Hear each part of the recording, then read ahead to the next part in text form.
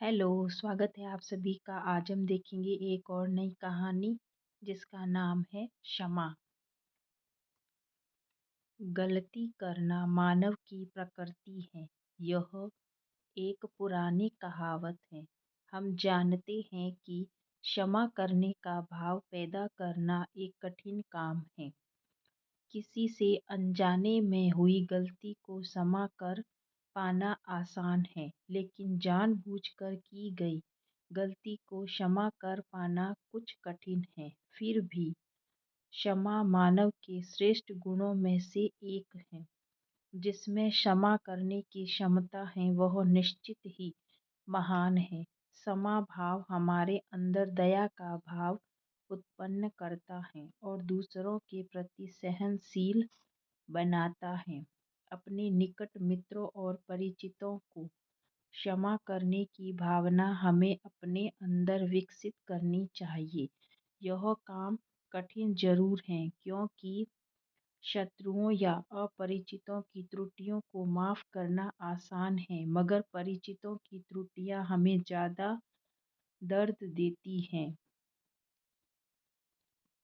Bible में ईसा मसीह से उनके एक शिष्य ने पूछा, हमें कितनी बार क्षमा करना चाहिए?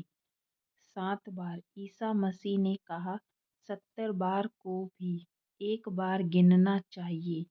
उनका मतलब था कि हमें हमेशा ही क्षमा का व्यवहार करना चाहिए। प्राय मानव बदला लेने के बारे में सोचता है। सबक सिखा देने जैसे वाक्य हम अक्सर बोलते रहते हैं। किसी से बदला लेना क्षमा कर देने की अपेक्षा आसान होता है। क्षमा के लिए बहुत साहस की जरूरत होती है। राकेश और प्रवीण पड़ोसी भी थे और सहपाठी भी। दोनों के बीच एक दिन खेल खेल में झगड़ा हो गया। राकेश ने गुस्से में आकर प्रवीण को बुरा भला कहा और मारपीट भी कर दी। प्रवीण ने बहुत अपमानित महसूस किया। जब राकेश का गुस्सा शांत हुआ तो उसने पूरे घटनाक्रम पर ध्यान दिया। उसे समझ में आया कि गलती तो खुद उसकी थी, फिर वैसे भी प्रवीण उसका दोस्त था। अपनी गलती का एहसास होते ही राकेश प्रवीण के पास गया और उससे अपने गलत व्यवहार के लिए क्षमा मांगी। प्रवीण अभी भी गुस्से में था। उसने राकेश से बात करने से भी इनकार कर दिया। उसने अपने पिताजी को भी राकेश की मारपीट वाली बात बताई। उसके पिता भी गुस्से में आकर राकेश के पिता से झगड़ने पहुंच गए। बात की बात में दोनों परिवारों के बीच शत्रुता हो गई। अगर प्रवीण ने राकेश को क्षमा कर दिया होता तो बात इतनी नहीं बिगड़ती और प्रवीण का बड़प्पन भी साबित हो जाता। प्रवीण ने राकेश को दोबारा दोस्त बना पाने का मौका छोड़ दिया। यह उदाहरण क्षमा न कर पाने का है। उधर नितिन और अखिल के बीच दूसरी तरह की बात हुई। उनमें बहुत पक्की दोस्ती थी। खेल के दौरान एक दिन उनमें भी झगड़ा हो गया। नितिन कुछ तगड़ा था, उसने अखिल की पिटाई कर दी।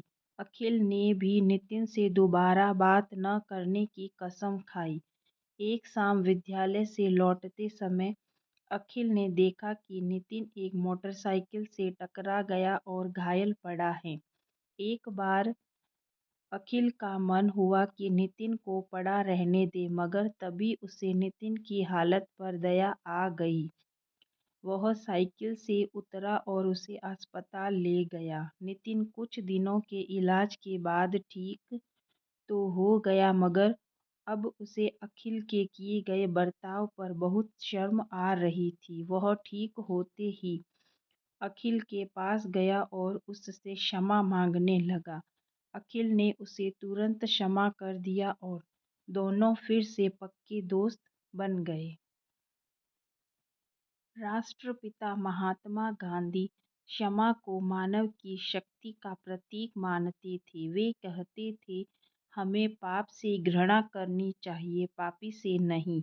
दक्षिण अफ्रीका में अश्वेत लोगों के अधिकारों के लिए लड़ते समय और भारत में स्वाधीनता आंदोलन के समय अंग्रेज सरकार ने उन पर कई अत्याचार किए, यहाँ तक कि उन पर लाठियाँ भी चलवाई, मगर उन्होंने कभी बदला लेने के बारे में नहीं सोचा।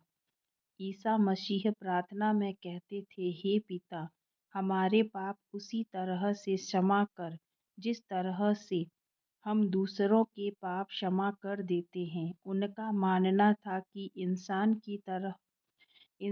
कई तरह की गलतियाँ करता है, मगर ईश्वर उन्हें माफ़ कर देता है।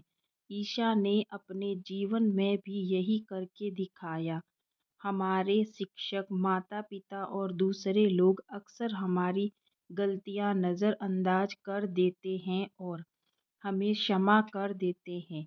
हमें देखना चाहिए कि क्या ऐसा क्षमा भाव हमारे अंदर भी है या नहीं। इस कहानी से हमें यह शिक्षा मिलती है, क्षमा भाव इंसान को श्रेष्ठ बनाता है। क्षमा करना कमजोरी का नहीं, शक्ति का प्रतीक है। आज का वीडियो अच्छा लगा हो तो थैंक यू।